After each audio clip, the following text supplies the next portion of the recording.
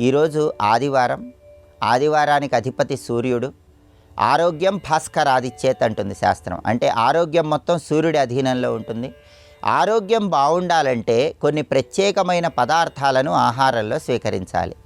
తేనెను, నెయ్యిని ఆహారంలో స్వీకరించడం ద్వారా ఎటువంటి ప్రయోజనాలు చేకూరతాయో, వేదాన్ని, శాస్త్రాలను ప్రమాణంగా తీసుకుంటే తేనెకు, నెయ్యికి ఉన్నటువంటి ప్రాధాన్యత ఏంటో నేటి శుభం లాభం అనే శీర్షికను పరిశీలిద్దాం.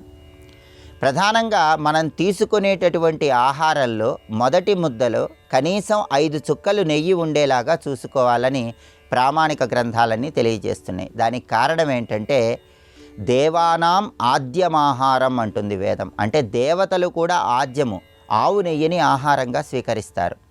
ఆవు నెయ్యికి ఉన్నటువంటి ప్రాధాన్యత గురించి వేదంలో ఒక మంత్రం కూడా చెప్తారు. ఆ మంత్రం శుక్రమసి జ్యోతిరసి అంటూ ప్రారంభమవుతుంది. అంటే ఎవరైనా సరే నెయ్యిని ఆహారంలో స్వీకరించినట్లయితే మేధాశక్తి, తేజస్సు పెరుగుతుంది, జ్ఞాపక శక్తి పెరుగుతుంది. ఇవన్నీ లభించాలంటే నెయ్యిని తప్పనిసరిగా ఆహారంలో స్వీకరించాలి.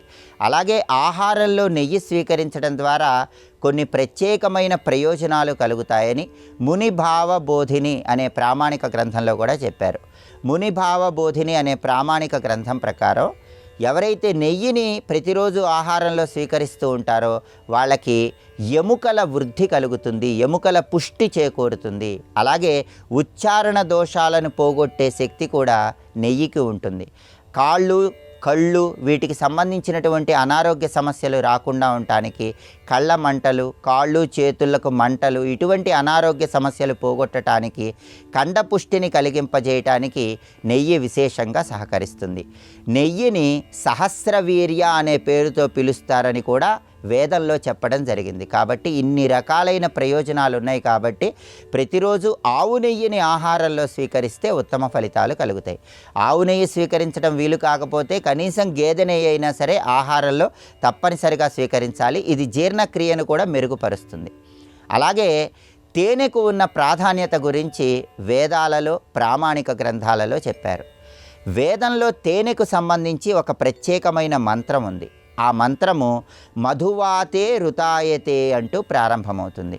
మధువాతే రుతాయతే అనే వేద మంత్రం ఏం చెప్తుందంటే ఈ ప్రకృతిలో నదులు, వృక్షాలు, చెట్లు, లతలు, అడవులు, సూర్యకిరణ శక్తి, గోవుల నుంచి వచ్చే పాలు ఇవన్నీ కూడా ఎలాంటి ఆరోగ్య ప్రయోజనాలను కలిగింపజేస్తాయో అటువంటి ఆరోగ్య ప్రయోజనాలన్నీ కూడా ఒక్క తేనె కలిగింపజేస్తుందని వేదంలో ఉన్నటువంటి మధువాత రుతాయతే అనేటటువంటి మంత్రం మనకు తెలియజేస్తోంది.